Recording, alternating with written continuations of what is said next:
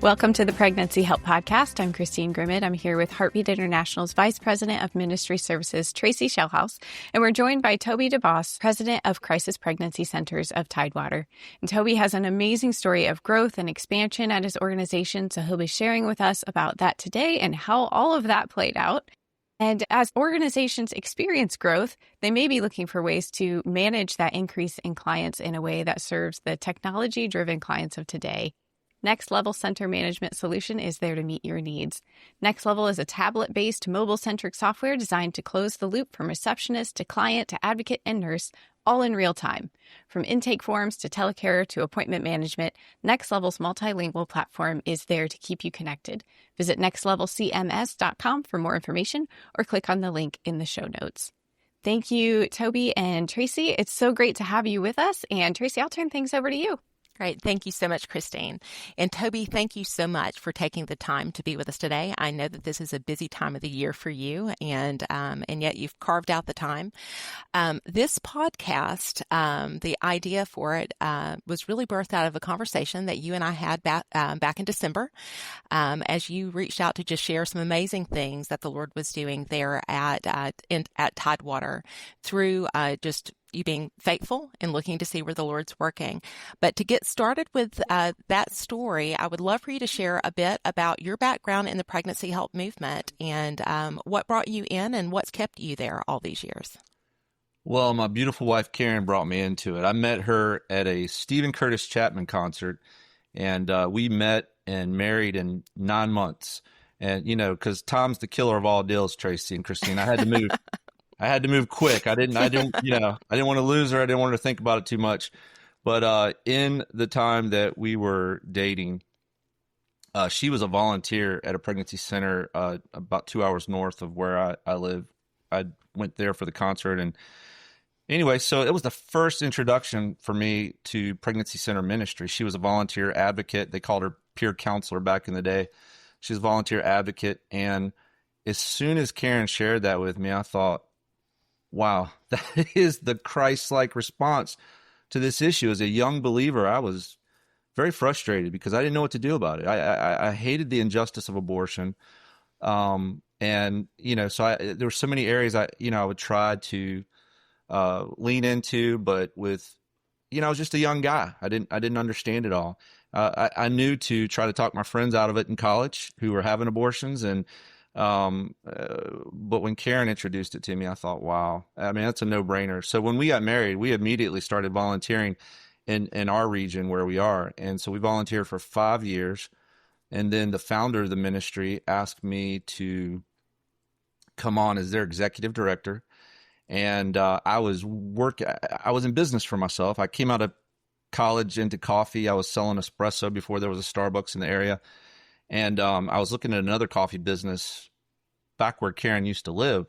But I have to tell you, Tracie and Christine, I didn't wrestle with the decision at all. I just thought my heart was dedicated to this. And so we did not move in that direction. We stayed in our region, and I came on board as executive director. And now I've been there. I'm their president. I've been there 25 years.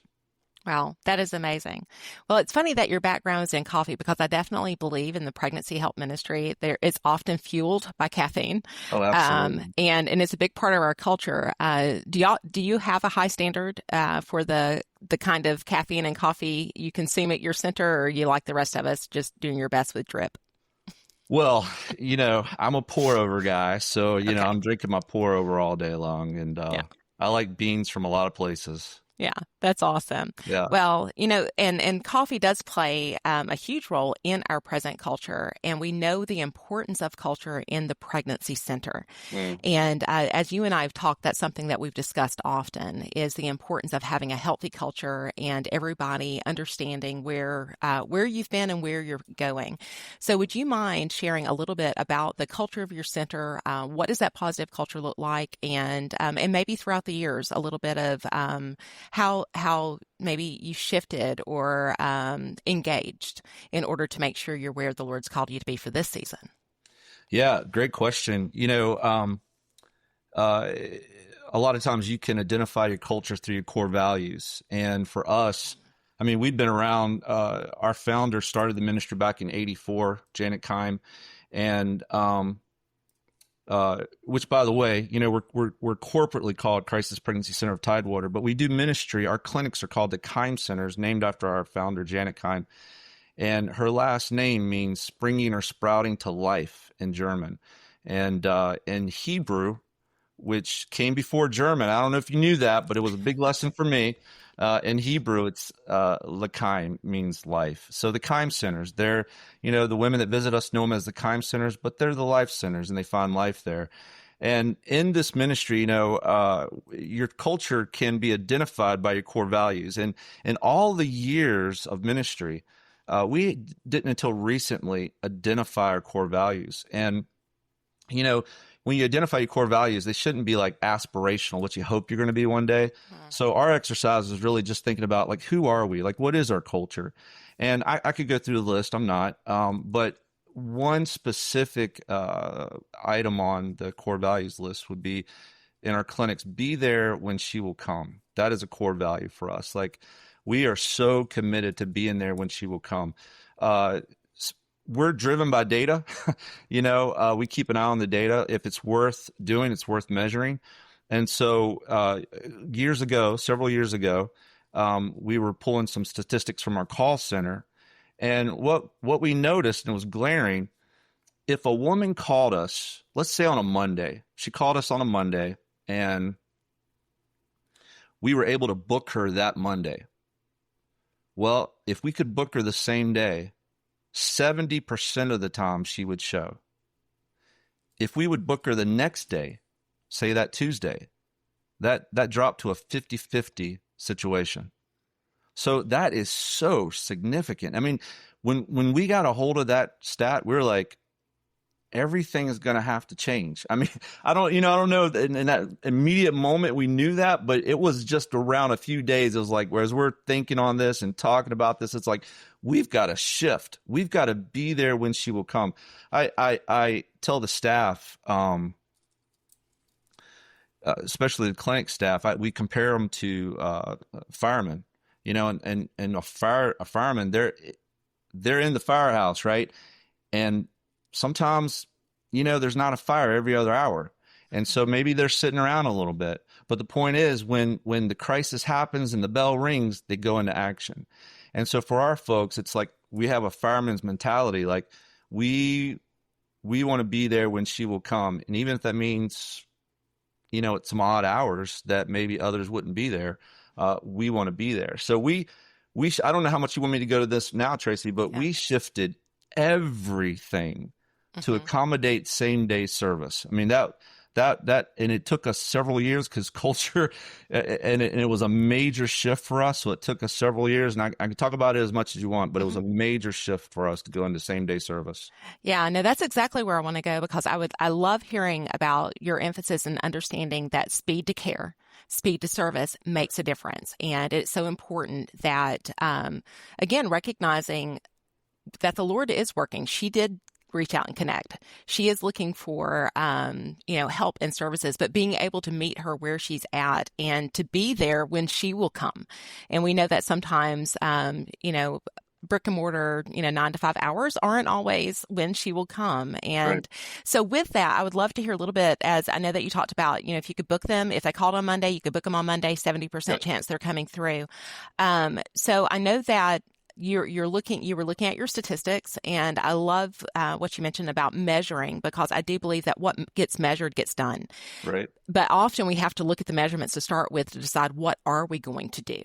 And I know that you've shared with me how your center did that, and then you use that information to identify what needed to grow or where you needed to expand. So I would love to just hear a little bit about that process. And then as you identified what the opportunities were, how that played out, how that affected your services at your centers. Our operations completely changed. So, for instance, you would do, if you're trying to provide same day service, you would instinctively do things like this: provide more hours, right? So we opened earlier, we opened later.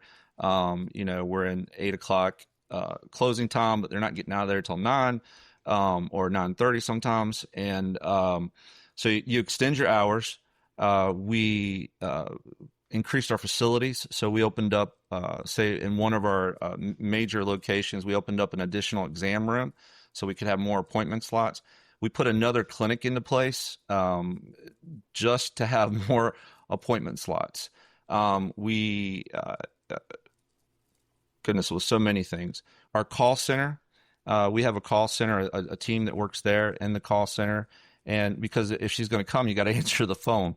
And so we went from 6 days a week in our call center to now we're 7 days a week in our call center.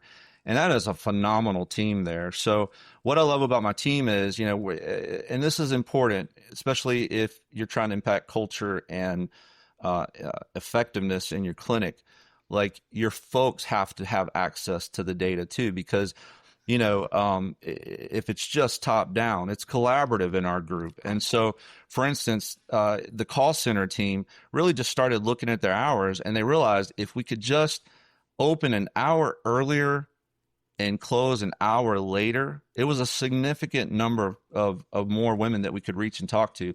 So our call center is open from 7 o'clock in the morning, fully manned 7 o'clock in the morning till 11 o'clock at night. And in those off hours, we have strategies and stuff to still be able to set those appointments in the morning the next day. The team is very successful at what they're doing. They're constantly improving. And so with all of that, when you make all those changes, when you add all those appointment slots, when you increase your call center hours, when you do all of that, you've got to make an investment in your infrastructure with people. Yes. And so for us, we pretty much doubled our staff in the last 3 to 4 years. And so, we had to increase, obviously, more call center people, more advocates to do the work. We relied very heavily on our advocates, more medical professionals in our clinics. And so that was quite a challenge. We're up to like 75 staff members right now, and we have 10 slots available that we're still trying to fill. And that was a big jump for us.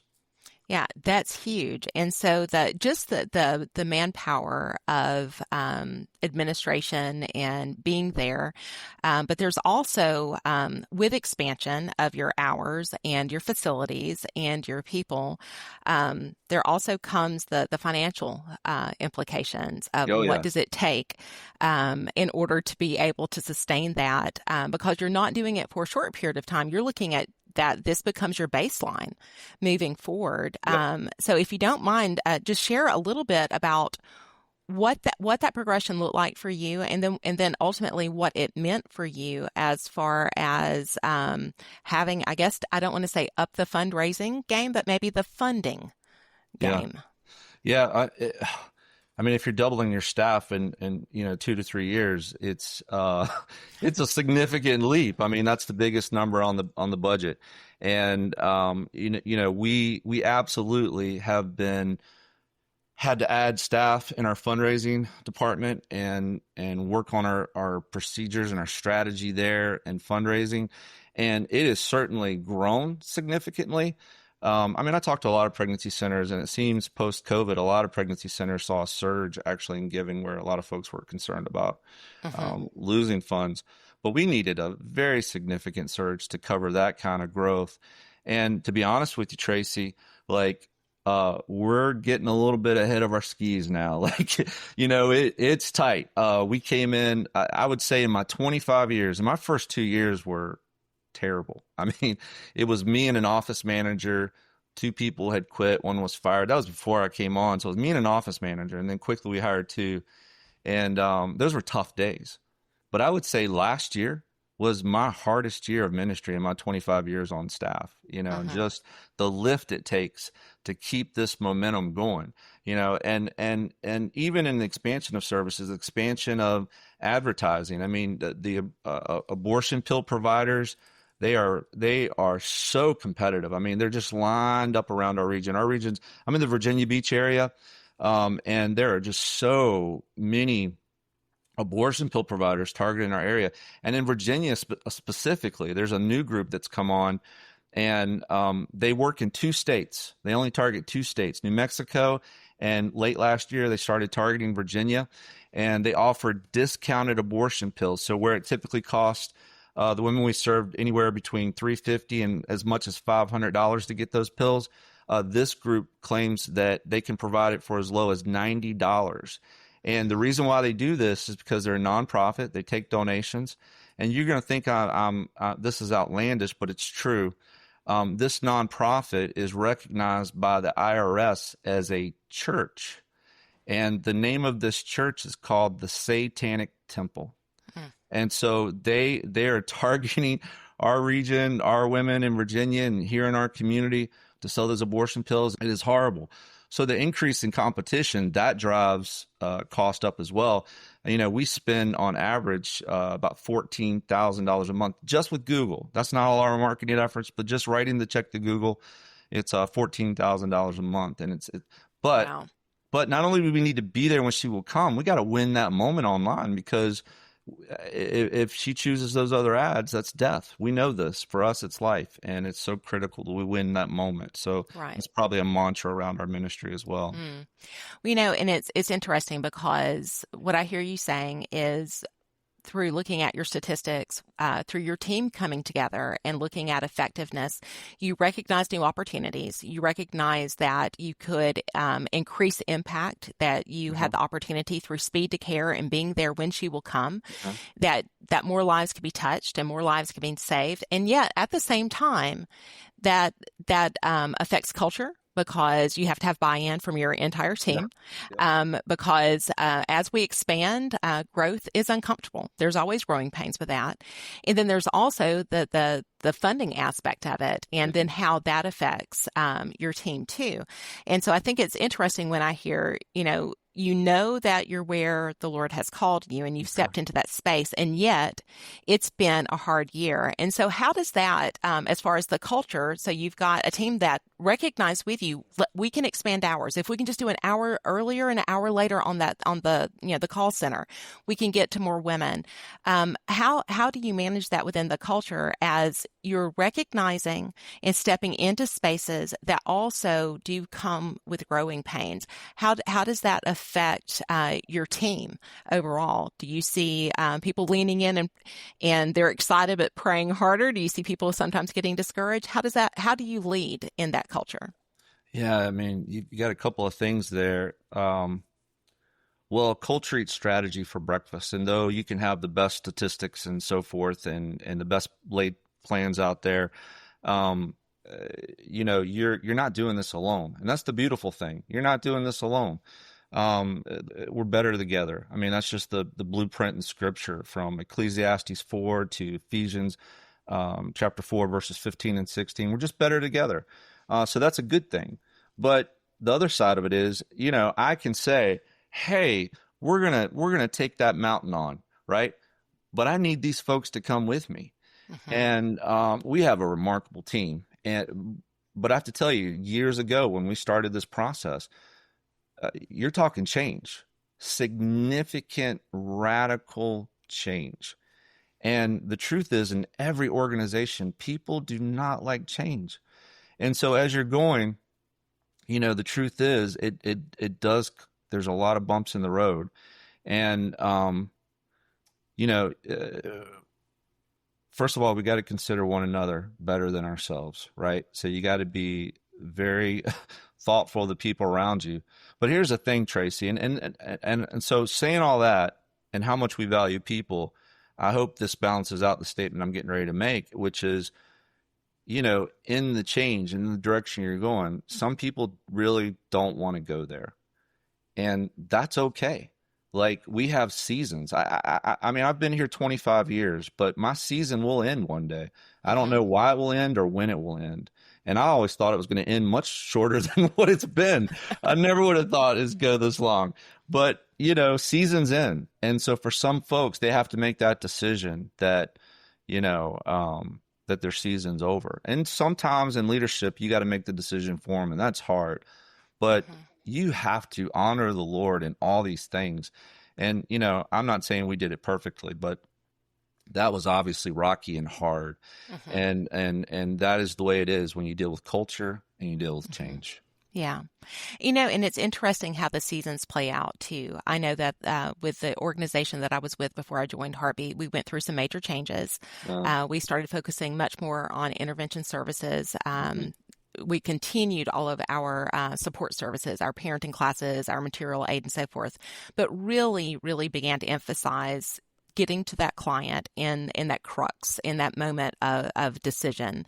And with that, it did change the culture. And, there were those that believed that was the direction we were supposed to be going, but their season had looked different. And they were like, I think my season's coming to an end. But one of the wonderful things that I loved about that is they still believed in the mission. Yep. And still were able to remain involved. And I had some that transitioned out for a period of time, and then the Lord brought them back in. But I do think that's an important thing, is to be able to also recognize within what God is doing there, how is He calling us to respond? And that can be, that can be a big question for a lot of people. And sometimes it's a hard thing to work through. But it is within your organization.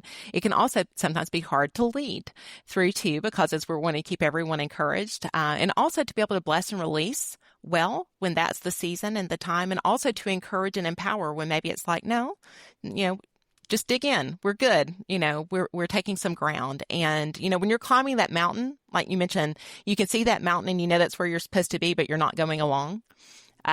We're all climbing together, and I think everyone feels the effect of it a bit. Yeah, absolutely. Absolutely. Yeah. And though, what impacts the culture though, as you go, of course you got the change, but when you see results from the change, that gets everybody very excited. And so that's what we've seen. I mean, we've just seen steady growth, and I mean, we could reach probably 5 times more, legitimately 5 times more than women we're seeing. But we're really trying to reach the ones that are hard to reach. Like, we're trying to reach the women. 27% of the women we serve have already made up their mind to have the abortion before they walk in our door. 31% are truly undecided. And what we've learned since post-COVID and post-Roe being overturned, like they lean more towards abortion. They do life in those undecided situations. We have about 18% that we assess at risk. You got those who, you got the determined, I made up my mind, the undecided, I really don't know what I'm going to do, abortion's on the table. But then you got those who would love to carry, but the boyfriend's pressuring her, mom and dad saying you can't come home. You got that. And so for us, it's about 18%. And then 28% of the women we see are, they say they're going to carry, and we believe them.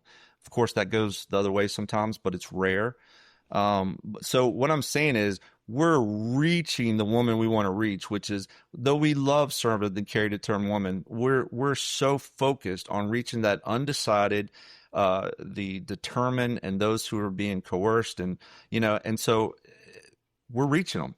We're reaching them, and so we've seen significant increases in that, and impact and intervention in that, and we've changed. So let me say this. We saw a historic number of women last year. We've never served as many women as we served in the 40 years of ministry, which is our 40th anniversary this year. My 25th anniversary, 40th anniversary, a lot of anniversary partying going on this year in our ministry. But in the 40 years, we've never served so many women in 1 year as we did last year. We served 2,628 individual women. Wow. And those are not appointments. Those are, unique visits, unique people, individuals. And you go back, you put those percentages on it, and those percentages I give are based off about 85, 86% of those women test positive for pregnancy. So any percentages I just gave you were on positive test pregnancies, and so the Lord is just moving in that, and He's allowing us to reach more and reach the hardest ones. And Tracie, I know you work with so many pregnancy centers around the country, and I know you're hearing these stories. They're coming into our waiting room, and though there's 5 different opportunities for them to know we're not an abortion facility, they're in there saying, dropping F-bombs, insisting on getting the abortion pill. This is a sad story. The grandmother, okay, she comes with her daughter and her daughter's being scanned, and grandbaby pops up there on the ultrasound machine, on the ultrasound monitor screen. And grandma sitting in the chair beside her daughter, making the appointment at Planned Parenthood for the abortion of the grandchild that she sees up on that screen. I share that story, though it doesn't happen a lot. It's happened more than once. So it gets on my radar to talk about. It's harder. Like our culture is turning more to death, not life. And we see it across the states, and it's so sad. But as hard as it gets, my team is getting in there, and we're starting to reach them. More of them, because we're providing the same day service. And now the next big thing for us is, now that we're able to provide same day service, how can we do even better at intervention once they get there? If we're going to be there when she will come, what can we do to better intervene? And so we're making big adjustments right now and all of that to better intervene now that we're reaching her. And I'm not saying we weren't trying before, but it's just a big lift to do the kind of things that we're doing, and we're putting more into that as well. Yeah, and that's great. And one of the things that we had talked about is, as you've had to expand, you expanded your service, you expanded your staff to be able to provide those services. Right. You had mentioned, I love the firehouse mentality. My uncle and my husband, the fireman, my husband in the Marine Corps, no longer. Awesome. But I definitely get that, because there is that space of hanging out, sort of, you're relaxed, but you're always sitting ready to go. Yep. And and that kind of lifestyle can actually at times sometimes be exhausting, especially when you have a lot of fires. And as you're intentional and strategic about how you're doing your marketing, because you're wanting to get to those that are abortion minded, you're wanting to get to those that are really facing great risk. Those that are serving are often serving the hard client. They're having those hard conversations. And I know when we spoke back in December, as you had expanded your staff, you had recognized a portion of your staff that is sort of those firemen and women in there that are serving. And you knew the importance of them being available and the investment that they put into training and being better prepared to have better conversations and to serve better. And you recognized a need there. And if you don't mind, would you share just a little bit about that? Sure. Yeah. Well, yeah, absolutely. When I'll say it again, we pretty much doubled our staff. So that price point is really big. And we did get ahead of our skis. We came towards the end of the year facing a very significant deficit, which is unusual for us. The budget's always kind of scary when you start the year out, because there's, you just don't know how God's going to move 100%, or even, do you know the mind of God? He's incomprehensible. He's awesome. And I've seen him do great, awesome things. But we don't know. We sit on the first part of the year with the budget, and it is a wing and a prayer. But as you're coming towards the end of the year, you're facing this significant deficit. That's unusual for us. And we were feeling that. You're talking the changes that we're making post-COVID. This whole country shifted, right? Mm-hmm. And one of the things that shifted is people got paid more. And so we tried to, as best as we could, no one's going to be accused at our ministry or other pregnancy center ministries being paid too much. Not in this movement. I mean, no, it just doesn't no, they're not. Yeah. But, we knew we had to increase. So we started making some marginal increases across staff. And, but late last year, here we are facing this huge deficit. And I'm talking to my vice president of ministry operations, and, it's like, we need to raise the pay for our advocates again. We need to do that. And we were looking at it because we've grown in such size with the advocates, and, making a pay increase is a significant decision. And we wanted to bump it up a good bit. So, I'm wrestling with that number, and I'll never forget it. Like, our advocates, we have campuses spread out all over our region here in Virginia Beach. And so they can't always be together, but once a month they're together in their own meeting and working out their issues and navigating things. And I was asked to come and just pray and start the meeting off. And that morning I woke up and it just hit me we need to raise up their salaries. And so here I am facing, significant deficit. And I'm like, this is insane. And so I wake up and I'm convicted, but I'm like, we should wait till the first of the year and see how it ends. And then I'm in my prayer time with the Lord and I'm wrestling with the Lord on this. And, it's always a journey of faith in this ministry.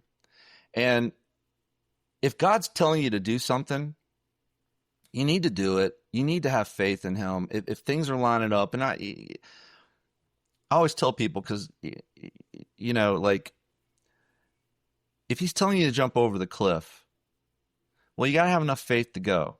But you better know he's telling you to do it if you're going to jump over the cliff, right? Like, that's right. Craziness. And sometimes it's just a little craziness in how we operate. And so it didn't make sense number-wise, but I know people say that I had peace in my spirit. I had peace in my spirit. But here's the thing, and because we say these things, right, to justify our actions, and we'll say, well, I have peace, I have faith, and then I'm just going to do. But this was a buildup. And we just knew we needed to do this. Like, this was the right thing. It was the appropriate thing. And it would have been the wrong thing not to do it in our minds. And this is leadership talking it out and weighing it out. So can I interject? So, yeah. So what I'm hearing is it wasn't as much a decision as you discerned the decision. Correct. You were being. Yeah. You're 100% right, Tracie. It is discernment. Like, I got very wordy there, but you're 100% on point. It's comes down to discernment. And for me that morning, like, we knew this was the right thing to do, and it's always the right day to do the right thing. And so, I had to step out in faith. And so I left my prayer moment, and I went to an advocacy meeting, and in that meeting, they asked me just to pray and leave, right? But I came in and I prayed, but then I made the announcement that we're going to be giving raises to all the advocates. And it was a significant amount for us. And they were certainly encouraged by that. And after I made that announcement, I head out to my car. And as I'm going to my car, I'm getting a text message from my finance officer. So, I'm just navigating to get in my car and start it. And she's like, please call me. So I'm backing up and hitting out, and I'm driving, and I'm calling her. And she says, hey, we just got the grant that we applied that Heartbeat helped us to get. And we just got it. And we were expecting, like I said, like $2,500 or $3,500, which is awesome. And I was thinking in that moment, well, praise the Lord. I'm grateful. I just went in there and told them that we're going to give them a raise. And this is very affirming to get this kind of a phone call. And then she said, yeah, but it wasn't that amount. And it was significantly more than that. And Tracie, I'm not making this up. Christine, you hear a lot of things, but this is 100% true. It was the exact amount that it was going to cost us to provide those raises for the advocates.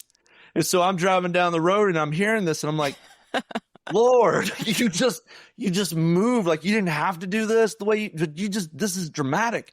And I'm seconds away from announcing that raise. So I turn my car around as fast as I can. And, I'm a little heavy footed anyway, but I'm coming around and I'm driving back and I interrupt the meeting again. I said, I'm so sorry I'm interrupting this meeting, but I just have to tell you, like, I just made this announcement to you that we're going to have this raise, and we're getting ahead of our skis and we're actually facing a huge deficit this year. But when I left you, like, the phone call that I made told me that the very amount that's going to cost us to give you all raises, we just got in a grant. Wow.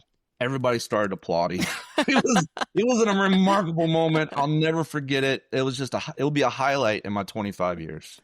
When you shared that story with me back in December, one of my favorite parts about that is where you shared that when you announced that they were all getting a raise, everybody was excited. I mean, yep. they were pleased, and that was very affirming.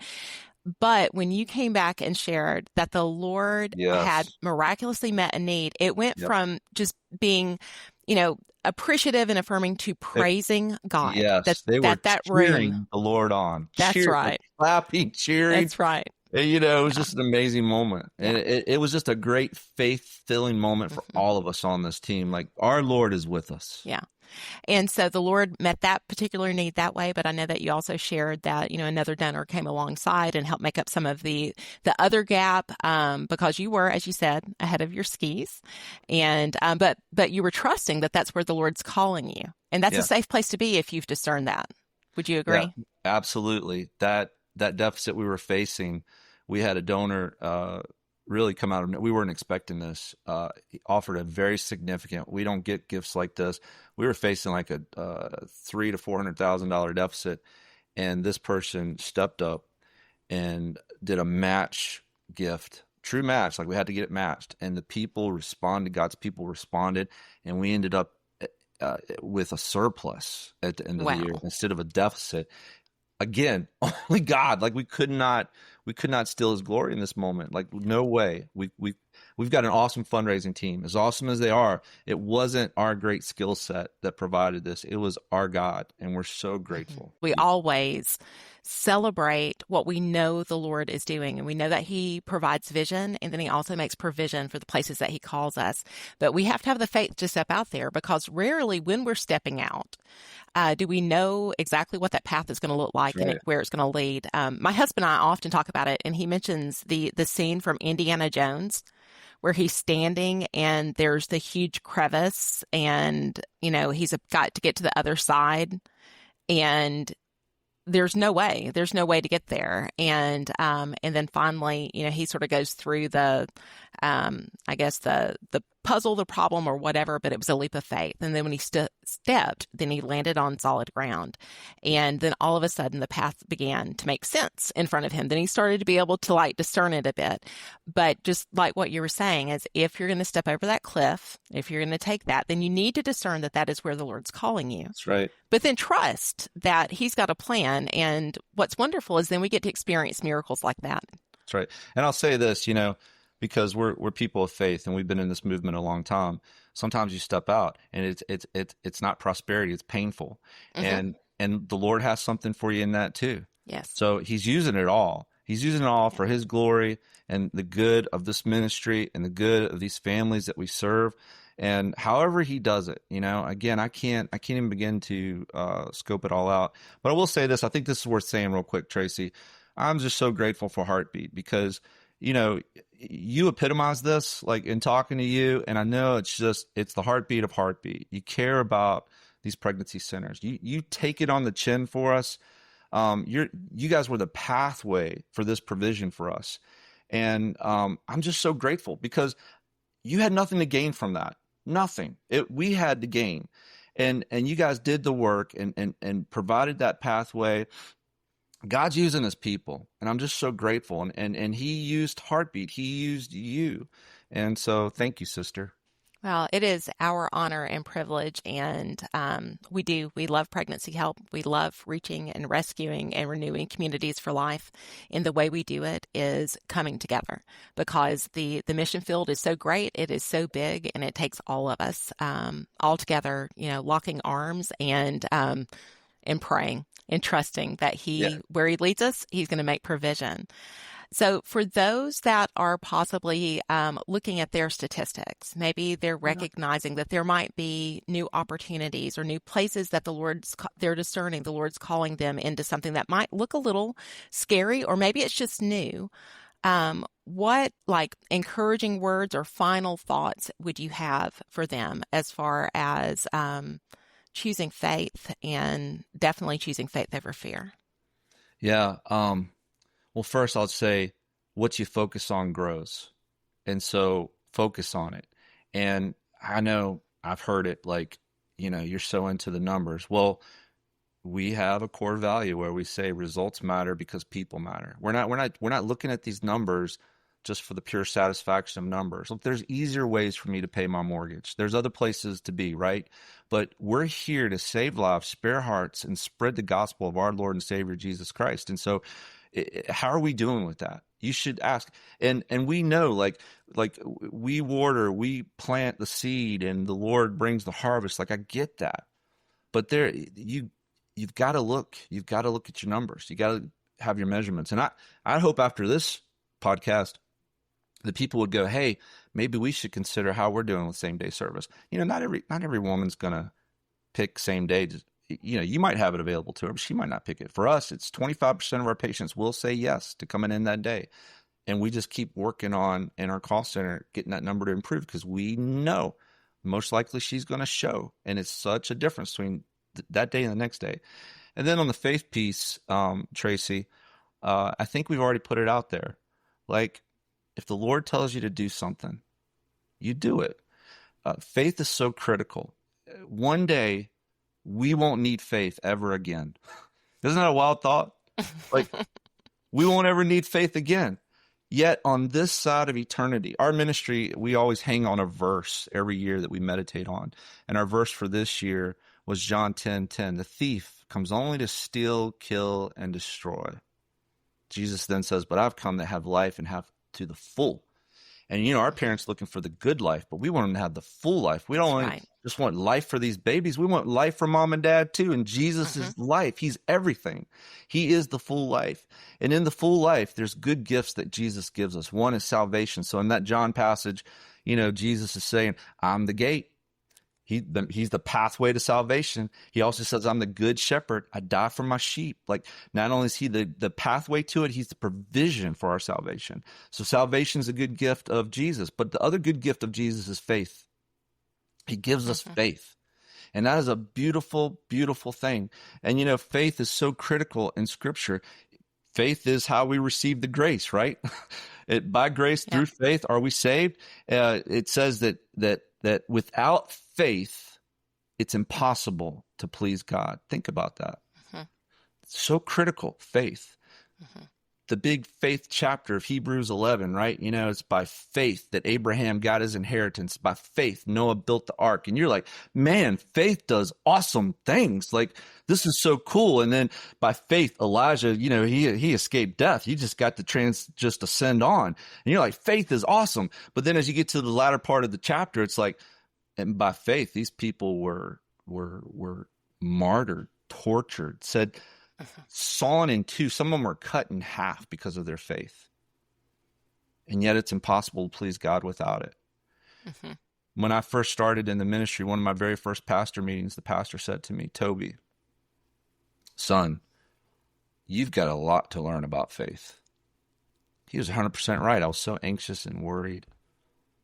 And what we're facing in this movement would cause anxiety. Our state is so pro-abortion, and they're getting ready to create a constitutional amendment to just underscore it and pave the pathway to attack pregnancy centers all the more. But you hear it from New York and Illinois and California, Massachusetts and Vermont, and the work we do, like the enemy, he only comes to steal, kill, and destroy. He wants to eat us.